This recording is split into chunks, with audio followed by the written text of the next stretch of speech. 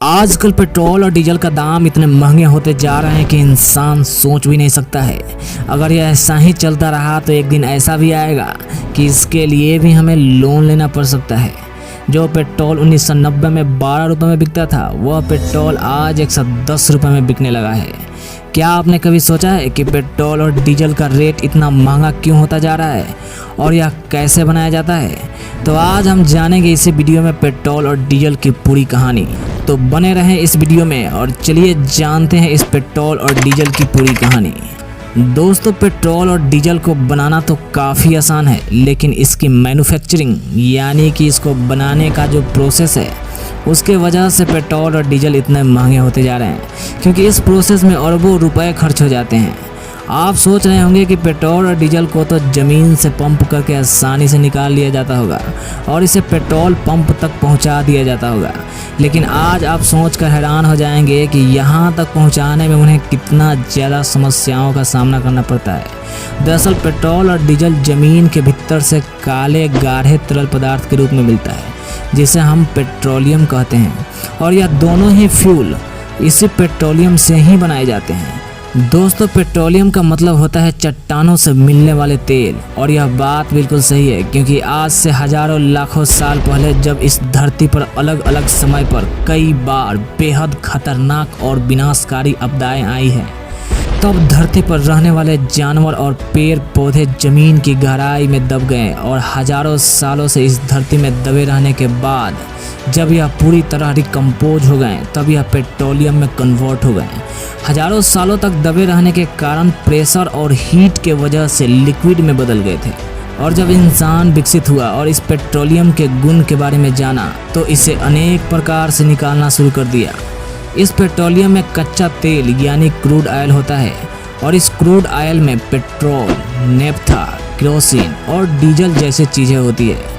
इसे निकालने के बाद इस कच्चे तेल को कारखाने में ले जाया जाता है, जिस कारखाने को हम आम तौर पर रिफाइनरी कहते हैं। वैसे तो यह पेट्रोलियम ज़मीन और समुद्र दोनों जगह पर पाया जाता है, लेकिन क्या आपको पता है कि यह कच्चा तेल दुनिया में ऐसे बहुत कम ही जगह है जहां से इसे निकाला जा सकता है। इस पेट्रोलियम को समुद्र से निकालने के लिए बहुत ज़्यादा खर्च करना पड़ता है। इसे निकालने के लिए फ्लोटिंग रिफाइनरी बनाई जाती है, और जो ऑयल ज़मीन के गहराइयों से मिलती है, उसे निकालने के लिए वहाँ बहुत डीप कुएँ बनाए जाते हैं। लेकिन आपको बता दें कि यह सुनने में जितना आसान लग रहा है उतना होता नहीं है। चाहे यह समुद्र हो या फिर ज़मीन, असली वक्त तो तब लगता है जब तेल के सोर्स को ढूंढा जाता है। उसे ढूंढने में सालों लग जाते हैं और अरबों रुपए तक खर्च हो जाते हैं। जो तेल हम तक आसानी से पहुंच जाता है, उसे ढूंढने के लिए समुद्र में कई बड़ी बड़ी महंगी मशीनें लगाई जाती है, जो एक जगह से दूसरे जगह तक तेल को ढूंढती रहती है। जब समुद्र में तेल का पता चल जाता है, तो उसके बाद समुद्र के अंदर ड्रिलिंग किया जाता है, और यह ड्रिलिंग कोई 100 या 200 फीट तक नहीं, बल्कि हजारों फीट अंदर तक की जाती है। और जैसे ही तेल का पता चलता है, तो इसे तैरती हुई रिफाइनरी तक इस पाइप को पहुंचा दिया जाता है। ज़मीन पर भी इस ड्रिलिंग का काम कुछ इस प्रकार ही होता है, और इस कच्चे तेल को निकाला जाता है। दोस्तों, ये तो था बस कच्चे तेल निकालने की प्रोसेस। मेन समस्या तो अब शुरू होती है। ये तो हम सभी को पता ही है कि हर लिक्विड का बॉइलिंग पॉइंट अलग अलग होता है।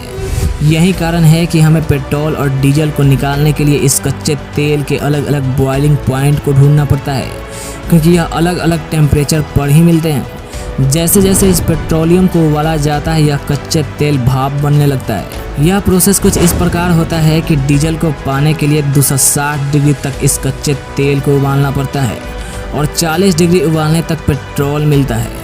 वहीं 160 डिग्री उबालने पर केरोसिन ऑयल मिलता है। इसी तरह कम्प्लेक्स प्रोसेस से हमें पेट्रोल, डीजल और केरोसिन ऑयल जैसी चीज़ें मिलती है, और इस तेल को मिलने के बाद इसे टेस्टिंग की जाती है, आखिर कितने ऑक्टेन का पेट्रोल या डीजल मिली है। और इस प्रकार इस पेट्रोल और डीजल का जितना ज़्यादा ऑक्टेन मिलता है, उतना ही ज़्यादा यह महंगा और अच्छा तेल माना जाता है।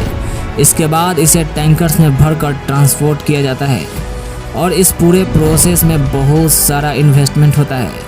यही कारण है कि पेट्रोल और डीजल इतना महंगा है। तो दोस्तों, अब तो आप समझ ही गए होंगे कि यह पेट्रोल और डीजल इतना महंगा क्यों होता है और इसे कैसे बनाया जाता है। अगर आप वीडियो को पसंद किए हों तो लाइक, सब्सक्राइब और शेयर ज़रूर कीजिएगा।